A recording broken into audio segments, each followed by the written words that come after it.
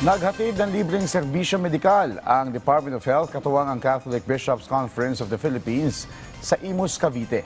Sa ilalim ng Simba Kalusugan, nagbigay ng libreng physical at dental check-up, laboratory, x-ray, TB screening, mga gamot at health education partikular sa HIV. Alinsunod dito sa utos ni Pangulong Ferdinand R. Marcos Jr. na patatagin ang HIV prevention measure at suporta para sa mga taong nakararanas ng naturang sakit.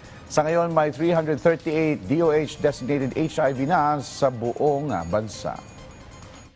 Sa mga pasilidad na ito, libre ang mga sumusunod: HIV screening, antiretroviral therapy at counseling, HIV combination prevention methods, at viral load testing.